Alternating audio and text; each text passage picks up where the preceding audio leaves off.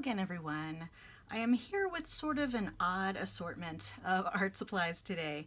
I'm going to be mostly profiling these watercolors from Wallace and Seymour, but the Canadian art store that I went to, which I'll put a link to below online, had this great assortment of Wallace and Seymour products.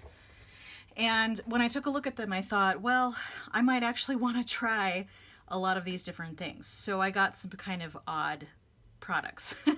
So the majority of these, like these things here, would be mostly for mixed media. These are some what we call grounds. So basically like gesso or something that will prime a surface. So I will go into these after I talk about the watercolor. This I am not going to be testing out today. It's an archival acrylic collage adhesive. I thought that I might want to try a different adhesive for collage since I do a lot of collage. I have used a variety of different adhesives. The main one that I use currently is matte gel medium, and I kind of wanted to see how this would work. I know it says it's archival. Matte gel medium is also archival, so I'm not really worried about that. It just was really sort of a novelty product to try. So I'm going to put that off to the side, and you're not going to see that one again. And this one, which is not by Wallace and Seymour, was something else I picked up at the same store, and I mostly got it for the sharpening block because what I like to do with watercolor pencils, for example, is to use sandpaper to get off some of the little bits of lead from the watercolor pencil and then put it into wet watercolor, and then it'll kind of bloom out. But I was thinking, but I haven't tried this yet, but I'm thinking that this sharpening block, which is essentially just a wood block with a piece of sandpaper on it, would work for that as well. I'm also not going to be trying that out today, but I just kind of wanted to show you what it looks like. I've actually purchased a larger one of these, and it works pretty well for this purpose. It looks like they have some extra sandpaper here. And then the other things that came in here were these little strips of charcoal, which I am not going to take out because that's just going to get really messy. Charcoal gets really messy. I love it, but it is messy.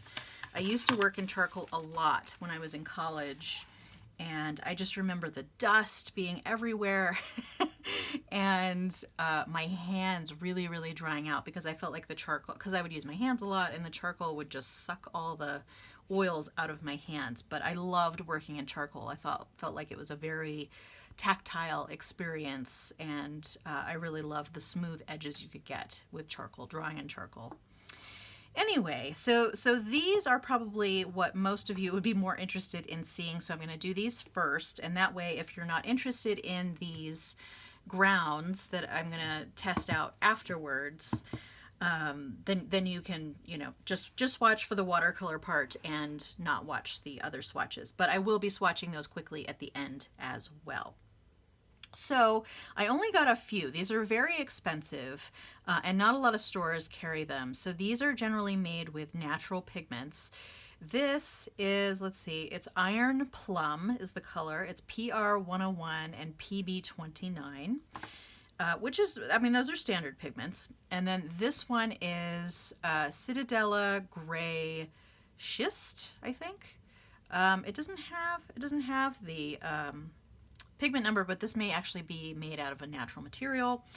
And then this one is Genuine Indigo in a pan. And I mentioned this on a prior video that I had obtained a Genuine Indigo watercolor, which is why I didn't want any more, because basically I want to try this out, but it is not 100% light fast. So if you're using this if you do want to try it out and you end up getting some indigo from whatever brand, it is going to fade over time if you paint with it. So that's kind of a downside. I mean, what could be cool? It's essentially indigo, indigo like the indigo dye that ends up in jeans and things like that. So what I thought might be kind of fun is to paint pairs of jeans in indigo and then just like let them fade. So I thought that would be kind of cool. But I mean, that's not the only reason why I got it. But I did want to play around with it a little bit and see what the color qualities of this are. So I will swatch that out today as well. And then the last sort of watercolor thing that I got from Wallace and Seymour is this natural liquid ink. So this says the plant material is bound in a gel paste of gum arabic with preservatives. Okay, so this is a logwood dye. Logwood, I'm not sure.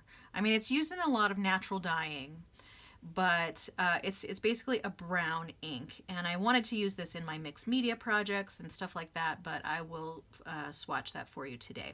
And then just quickly I will talk about what these things are here. So this is a pastel primer. So it is essentially like a gesso, but it has, it says pumice ground. So essentially it's sort of a rough, it will create a rough surface. So it says toothy support acrylic base with pumice. So this will be good for priming pretty much any kind of surface to accept pastels, like chalk pastels. And I just thought I would mess with it. You don't have to use it with chalk pastels, by the way. You probably could try it with watercolor. It will not be dry by the time I'm done with the video today, so I won't be able to try that. But things like anything that's an absorbent ground could be used with watercolor, because watercolor needs something to be absorbent. But I just don't know what it would look like or what the qualities of it would be afterwards. So this one is an opaque colored gesso. So gesso is mostly used with acrylic paints, but you can also use it to prime a canvas for painting with oils. This kind of thing would not be good for watercoloring on top because it would have sort of a solid surface. So it's not absorbent basically. But this is opaque and pale gray. I don't have anything like that in my set of gessos that I have. And I'm always interested in gessos because you can create a lot of texture effects with gesso in mixed media, so that's kind of why I like to have a variety of gessos, just so that I can try them out. And this is another gesso. This is a black grit gesso. So this has a toothy mica. So mica. I don't know how you say that. So mica is like a really small grit of material. But anyway, I have no idea how to pronounce that. Toothy with mica, surface for drawing pastel, etc. Dilute with water as required.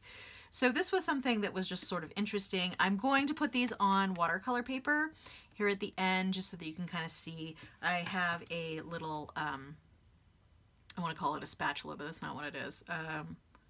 Palette knife. I have a palette knife to put these on that surface. So I will do that at the end. But in the meantime, I'm going to be using a watercolor brush. I have some water off to the side. I'm getting my watercolor brush a little bit wet. And then I'm just going to put, this notebook has been a little bit torn up at this point, but here I'll turn it around so you get mostly the surface. But this is a Pentalic sketchbook. This is one that was really close to being completely done here, but I'm trying to use every bit of paper. Oh, this one seems like it's dried out a little bit in the tube. That's interesting. Okay, I'm going to try and push it up. It's not completely dried out, but it is pretty darn dry. Let's see.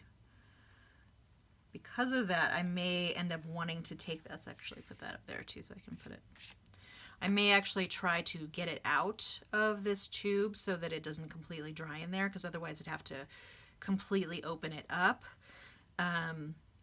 So that's interesting. Okay, let's try this next one. This is Iron Plum. You can see there was a lot of grit there. This one seems a little stiff too. I wonder if they're just not, if they're not sealed very well, because I've actually had these in my home for quite a while, and we have such a dry environment here. And I also wonder how often people actually buy these colors, because they are kind of expensive for the size. But I just really kind of wanted to try them out and see what I thought. Okay, so I'll put those there, and I'll actually put these crumbs up here so that we can go ahead and swatch those two. I'm going to end up with a pretty big swatch on that. And then I'm going to unwrap the indigo. Let's see. Put those little wrappings off to the side. Yeah, and that looks pretty dry too. I am going to label this as genuine indigo. Let's see. Wallace and Seymour genuine indigo. Yeah, I truly wonder how long these have been sitting around. So we'll swatch that one as well. And then I will swatch this one with the brush as well at the end. So let's see, I'm going to go ahead and get a lot of water here, and we're going to try with this first color. Oh, that's kind of interesting. It's really not re-wetting very easily, but it does have sort of an interesting texture. I'm wondering if I could mix this with other watercolors to kind of get, you're probably like, what are you talking about, lady? This is like not watercolor. This is dirt on a page. But I really do think that it might be kind of interesting to mix with other colors to get some texture like that. Okay, and I'll show you this close up. You can barely see it. It really does look like dirt on a page from where you sit. Okay, so this is this iron plum. And this one is actually really pretty. I like this. But it is pretty dry, and I'm wondering how plum that really looks, because it looks pretty blue. I'm wondering if it got separated. Okay, so this is all an experiment, and I only got a few because I did want to start light and see if I actually liked these. Was this something I actually want to work with? This one is very interesting, and it is a little gritty. And like I said, they're very dry. I love the tone of these. Let's see. So this one, let's see. Yeah, I wonder if it's supposed to be a little bit more purple. Well, because we have the blue, and then we have PR 101, which is sort of an earth red color. So that's interesting. I might end up emptying these out completely in pans so that I can try and use them to their full effect here. Okay, let's see. Let's put all that there, all these little crumbs of that. And then let's go ahead and try. I'm guessing that this indigo is going to be a little bit hard to re-wet because it seems pretty darn dry here. That's interesting. It's pretty similar to... It's beautiful though. I really, really like this color. So it might actually be fun to use this indigo in something where you're okay with it fading. So yeah, so like I said, the iron plum I'm a little curious about because this I think is supposed to be the color of it on the container, and this is definitely a lot more blue.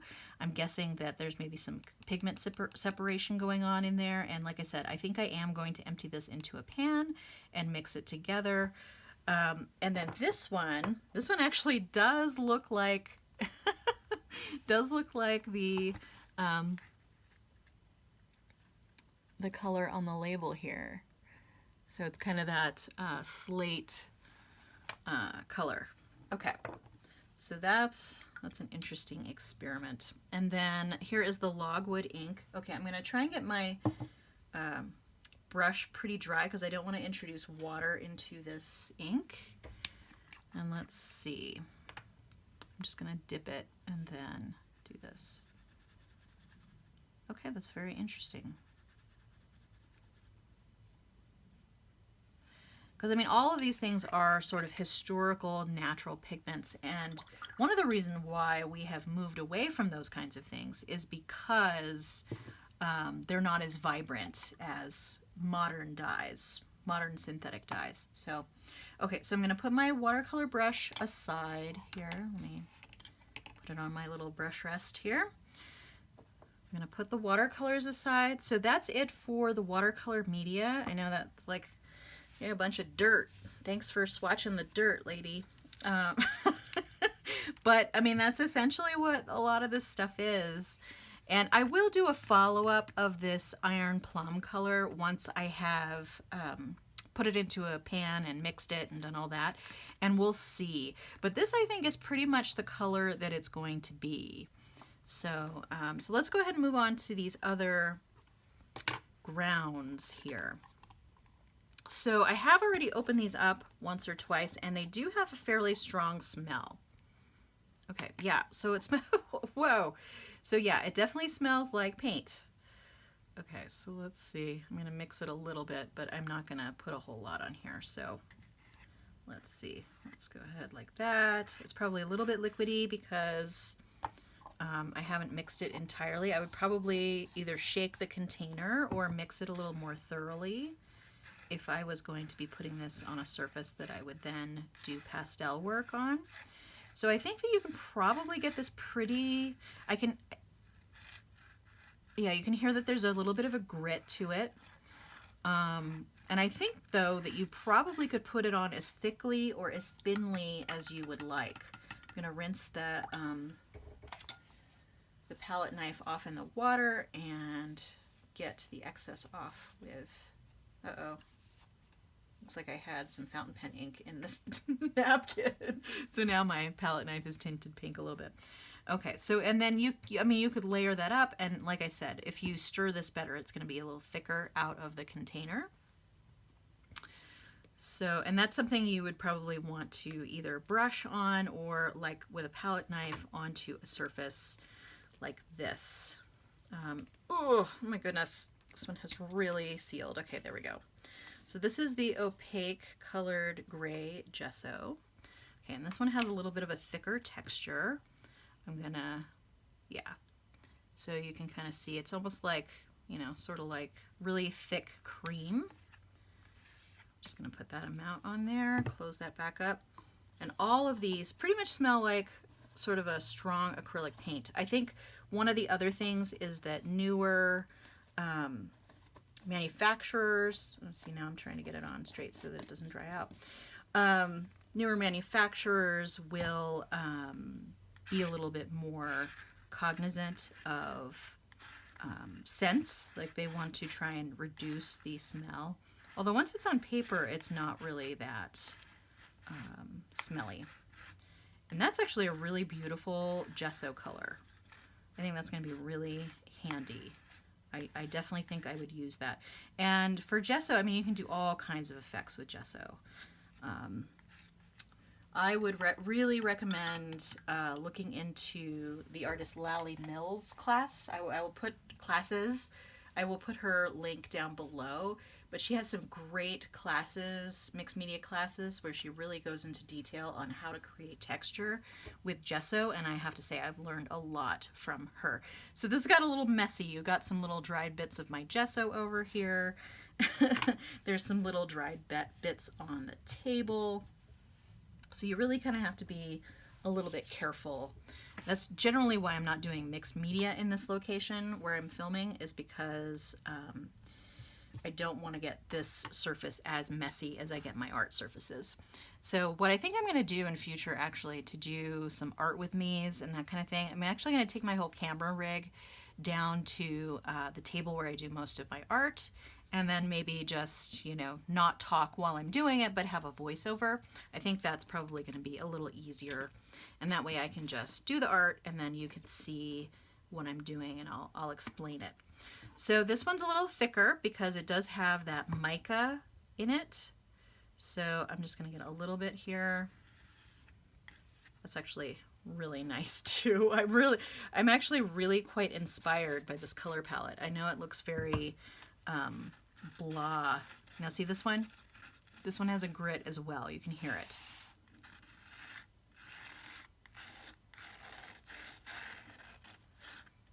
And what is kind of neat about gessos with additional grit in it, I think you can actually get one from Liquitex that has a pretty good grit to it as well.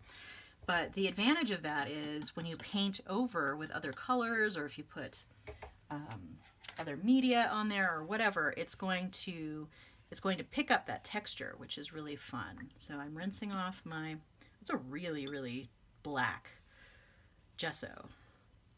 I actually have a black gesso and a gray gesso from Liquitex, and they are not as nice as far as the color goes as these are. Okay, so I think I've pretty much gotten off what I'm going to get off of my palette knife. Okay. And I will have to replace my water for when I do more watercolor, but oh, and here's this whole little half ring there of that gesso that got off. Let me put that in the garbage. Okay. So yeah, this is actually quite interesting, and the I'm really trying to make sure, that's why they were so tight on there in the first place, because I was trying to make sure they were really tight. So this is actually, I mean, this palette to me would actually be really interesting to work with. And you can see most of the gessos and primer things are actually quite dry. Like this one I just put on has been drying like super fast. It's kind of amazing. But yeah, this one in particular, like it's so funny, like the watercolors, I'm like, I don't know. But these, you know, even though they're neutrals, they're really appealing to me, and I'm really kind of getting a lot of ideas of what I can do with these. But I'll put a link down below to this Canadian art store where I got these. I mean, shipping did take a little while, but then once I got them, I kind of set them aside for weeks and didn't do anything with them because I had so many other things going on. But they do have a lot of interesting things at this shop that you can't get elsewhere, sort of like historical pigments and that sort of thing. And that's essentially what these are. So like I said, this one was the indigo watercolor, which is really actually drying quite beautifully. And it's really, really pretty. And then this is that logwood ink, which I assume you could layer up and make darker. This is the Citadella gray something or other. I forget the exact color. But that's actually still really wet, probably because I put a lot of water in it. I'm not quite sure how that's going to work as far as, you know, working with this with other watercolor. I don't know. I'm on the fence about the watercolors, actually. And then this, and I can actually feel now in the parts that are dry that there is a little bit of grit to the surface here. And that would actually make a really pretty base to go from for pastel. I mean, it's a really beautiful, it's almost like a celadon color if it's this light, which is really beautiful. And this gray gesso, which is just kind of standard gray gesso, but it's very matte. Gessos generally are pretty matte, and that's smooth when dry. And then this one has a little bit of a fine grit to it, which I'm really loving, like sort of the gaps here. I mean, I've been really gravitating towards working with bolder colors, including black. Like black with neutrals have really been kind of appealing to me. So this color palette here is actually quite inspiring to me. So, all right. Well, that was just a bunch of weird stuff, I have to say. You know, take everything with a grain of salt. Use anything you want or not want, or you can just live vicariously through me doing different swatches of weird materials. But I hope you enjoyed this video. That's going to be it for today. Feel free to subscribe so you can keep track of future videos on my channel. Like I said, I'll put a link down to the shop where I got all these, and you can feel free to browse their other products, even if you don't end up buying anything. It's sometimes interesting just to see, you know, what obscure things some shops are selling. All right, well, I hope to see you next time, but in the meantime, have a great day. Thanks so much. Bye.